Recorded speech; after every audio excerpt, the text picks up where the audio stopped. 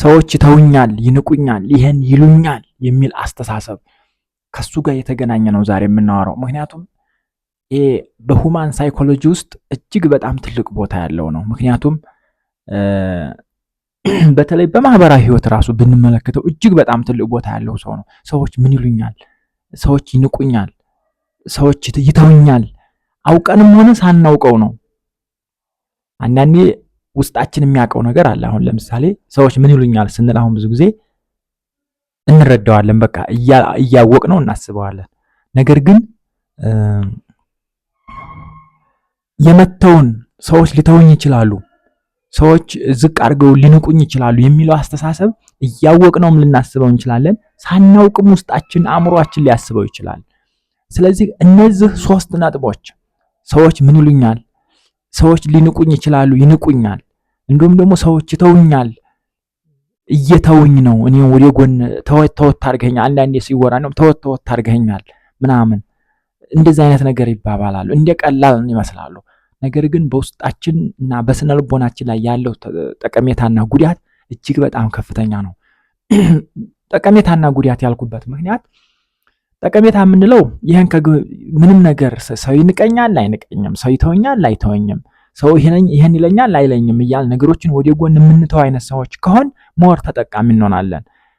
እንደዛ ማሰቡ ይጠቅማሉ? ያው ይጠቅማል። ጤናማ በሆነ መንገድ ይጠቅመናል። ሁሉም ነገር ጤናማ ከሆነ ይጠቅማል። ጤናማ ካልሆነ የምንመገበው ምግብ፣ የምንጠጣው ውሃ፣ የምንበላው ማሩ፣ ምኑ አትክልቱ፣ ኤቭሪቲንግ ሁሉም ነገር ጠቃሚ ከሆነ ሚዛናዊ ከሆነ እጅግ በጣም ጠቃሚ ነው። ችግሩ ሚዛኑ ከጠፋ ነው። ወይም ደግሞ ሚዛኑን ካልጠበቀ፣ ሚዛናዊ ካልሆነ፣ ጤናማ ካልሆነ፣ መጠነኛ ካልሆነ ላይ አልሆነው ላይ ነው እያወራን ያለ ነው። ለምሳሌ የሆነ ነገር አንድ ሰው ምን ይሉኛል ወይ ይሄንማ አላደርግም ሰዎች ምን ይሉኛል ቢል ጤናማ ነው። ለምን? እሱን ሊያስገምተው የሚችል ነገር እንደ ሰው ካንተ አይጠበቅም ሊባል ስለሚችል እሱን ማሰቡ ሰዎች የማይጠብቁትን ነገር በአንድ ባህል፣ በአንድ እምነት፣ በአንድ አካባቢ የማይጠበቅ ነገር እንዳያደርግ ይጠብቀዋል። ከልክ ሲያልፍ ግን ይችን ብለብሳት ሰዎች ምን ይሉኛል፣ ይችን ባደርጋት የሚበላት ምግብ ለምሳሌ ሰው ፊት ሲመገብ ራሱ አጎራረሴ ምን ይሉታል እያለ ሊያስብ ይችላል። በሰው ፊት ሲራመድ አረማመዴን አይተው ምን ሊሉኝ ይችላሉ፣ ምን ይሉኝ ይሆን ምና ልዩነቱን ምን ለማለት እንደፈለኩ ትረዱኛላችሁ ብዬ አስባለሁ። አሁን ጤናማ የሆኑ ሰዎች ምን ይሉኛል ብለን እናስብ እንችላለን። አንዳንድ ጊዜ ደግሞ ከኛ የማይጠበቅ ነገር አድርገን ወይ በቃ ይሄንማ እርግጠኛ ነኝ አሁን ይንቁኛል ሊያስብሉ የሚችሉ ነገር ልናደርግ እንችላለን። ምክንያቱም ከማይጠበቅ ቦታ አንድ ሰው ለምሳሌ በጣም ትልቅ ቦታ እየሰጣችሁት ግን ትንሽ ቦታ ስታገኙት ልትነቁት ትችላላችሁ። ማለት በፊት የሰጣችሁትን ቦታ ላሰጡት ትችላላችሁ። ያንን የምትሰጡትን ቦታ ያጣል ማለት ነው። ባይ ዲፎልት ለዛ ሰው ንቀቱ ነው፣ መናቁ ነው፣ መተውም ጭምር ነው። ከዛ ደግሞ ለምሳሌ አንድ ሰው ደግሞ ለሆነ ነገር እየመረጣችሁት ነው፣ ኦር ደግሞ ትልቅ ነገር እያሰባችሁት ነው ዘን የሆነ ባሳየው ባህሪ በሚያሳየው ባህሪ ባስተሳሰቡ እነዛ ነገር ተመልክታችሁ ላሰባችሁት ትልቅ ነገር ተዋችሁት። ለምሳሌ ለፍቅረኝነት ሊሆን ይችላል፣ ለስልጣን ሊሆን ይችላል፣ ለምናምን ሊሆን ይችላል፣ ለውክልና ለምን ሊሆን ይችላል ዘን ተዋችሁት። ይሄ ተተወ ማለት ነው። ስለዚህ ያ ሰው መተውን የሚፈራው እንደዚህ አይነቶች ሊሆን ይችላል። ከዚህ የባሱ ብዙ ነገሮች አሉ። እንደ ሰው በማህበር መታቀፍ፣ በቡድን አንድ መሆን ምናምን እሱ ራሱ ከዛ መተውም ሊኖር ይችላል። ስለዚህ መተው የሚለው ነገር ኮንሰፕቱ ግልጽ እንዲሆንላችሁ ስለፈለኩ ነው። ስለዚህ ጤናማ ሲሆን እነዚህ ነገሮች በምንኖርበት ህይወት፣ በማህበረሰብ፣ በቤተሰብ ህይወት ስንኖር ጀስት ከሰው ጋር ማድረግ ከኛ የሚጠበቀውን ነገር እያደረግ ከኛ የማይጠበቀውን ነገር እንዲያናደርግ ይጠቅመናል። ነገር ግን ችግሩ ምንድነው? አንድ ሰው ለምሳሌ እንበልና በጣም እንደው ብዙ ጊዜ ይሄን ምሳሌ ሴት ላይ ባነሳው እንትን ይላል፣ ብዙ ጊዜ እነሱ ጋር ስለሚታይ ይሄ በጣም አጭር ብትሆንና በጣም አስቀያሚ ብትሆን አንዳንድ ጊዜ ባርች የሚባል ስም ይወጣላታል። ከዛ በኋላ ልክ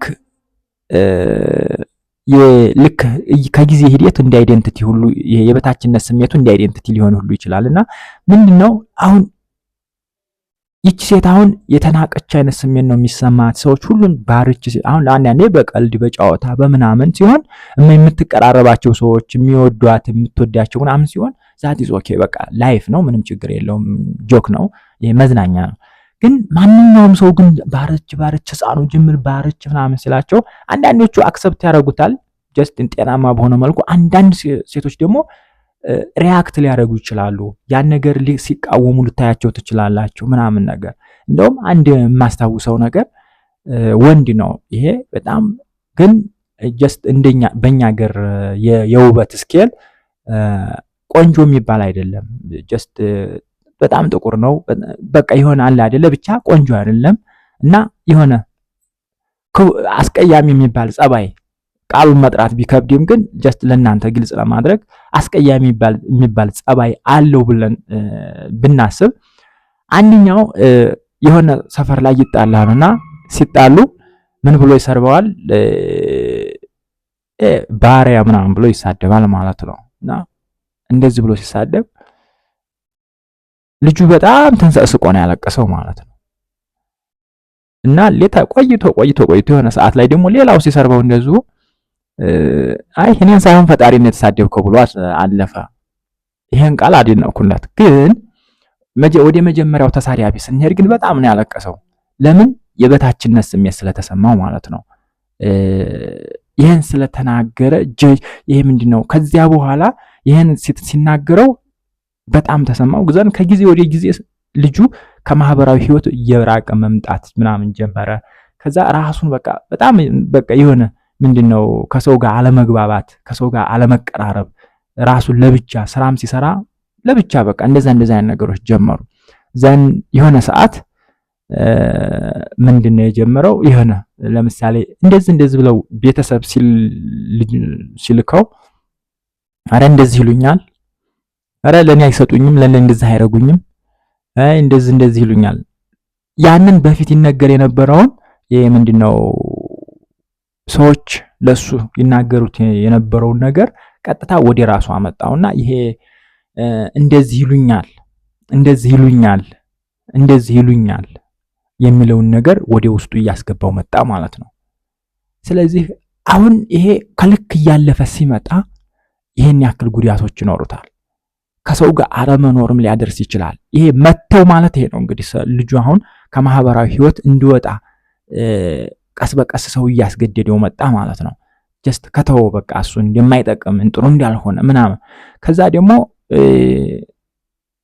ይሄ ሰዎች ይሉኛል የሚለውን እሱ ደግሞ በውስጡ አስገባ። ይሄ ሰዎች እንደዚህ ይሉኛል፣ ሰዎች እንደዚህ እሱንም ወደ እሱ ጋር መምጣት ጀመረ።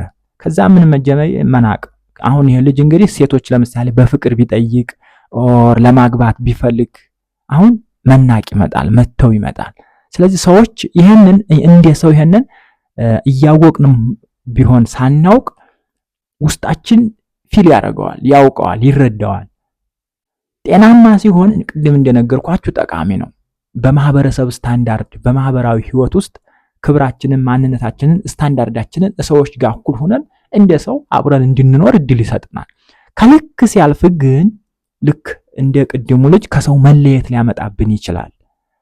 ልክ እንደዚህ ይሄ አሁን ከልክ ያለፈ ያው ጉዳቱ ተጽዕኖ እንዳለ ሆኖ ግን አስተዋይ ስንሆን ልክ እንደዚህ አይነት ነገሮች ሲመጡ ያንን ነገር ሃንድል የምናረግበት የራሳችን የሆነ ጥበብ ሊኖረን ይገባል። ይሄ ጀስት ባዮሎጂካል የምንላቸው ነገሮች አሉ፣ ለመናቅ ለመተው የሚያጋልጡን ለእንደዚህ አይነት ነገር ብቻ የሚያጋልጡን ነገሮች ሊኖሩ ይችላሉ። እንደ ሰው እንደዛ አለማድረግ በዚሁ አጋጣሚ ለእናንተ መልእክቴ ነው።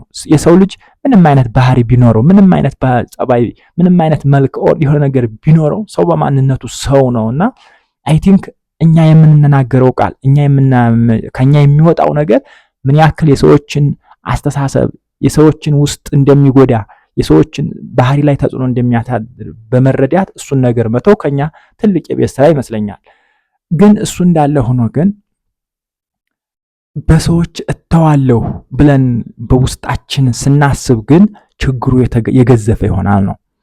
ችግሩ ከሰው ሰዎች ይህን ይሉኛል፣ ሰዎች እንደዚህ ይሉኛል፣ ያሙኛል ምናምን። በተለይ በጣም የሚያስደስተኝ ነገር አንድ በተለይ ስለ ፍቅር ሲዘፈን ጉዲ አንድ ሰሞን ነው ምናምን የሚባል ነገር አለ። በቃ ሰው ያለውን ይበል፣ በቃ እኔ ከወደድኩ በቃ ጉዲ አንድ ሰሞን ነው ተያይዘን እንጥፋ ምናምን። እንደዚህ ብዙ ጊዜ ዘፈኖች እንደዚህ ይወጣሉ።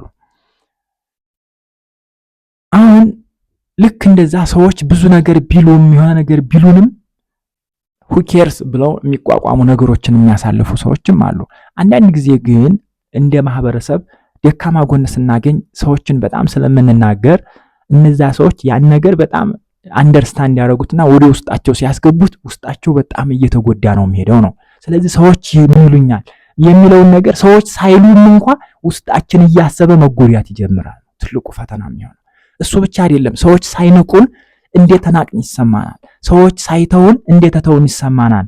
ያኔ ሰዎች የሆነች ምክንያት ስናገኝ ከንቀት ጋር የማይገናኝ ከመተው ጋር የማይገናኝ ሰዎች እኛ ላይ የሆነ መጥፎ ነገር ማለታቸውን የሚገልጽ ነገር ሳይኖር እንኳን እኛ በጣም ሪያክት ልናደርግ እንችላለን። ጤናማ በሆነ መንገድ ሰዎች እኛን ሲንከባከቡን እንኳን እኛ መጥፎ በሆነ መልኩ ሪያክት ልናደርግ እንችላለን። ለምን? በውስጣችን የተቀመጠ ይህን ይሉኛል የመናቅ እና ይተውኛል የሚል አስተሳሰብ ስለሚኖር ያችን አስተሳሰብ ነች እኛን ክሊክ እያደረገችን ቀጥታ እዛ ስሜታዊነት ውስጥ የምታስገባን ማለት ነው። ስለዚህ ችግሮች ቢኖሩ እንኳ በተለይ አካል ጉዳተኛ ስንሆን ኦር ደግሞ የሆነ እኛ ላይ የሆነ ችግር አለ ኢንሳይኪዩር የምንሆንበት የሆነ ፖይንት ይኖረናል። ያቺ ፖይንትን ስናውቅ ደግሞ ሰዎች ምን ይሉኛል የምትለዋ ነገር ነቁብኝ እንዴ ምናምን ምን ይሉኝ ይሆን የምንላት ነገር አለች።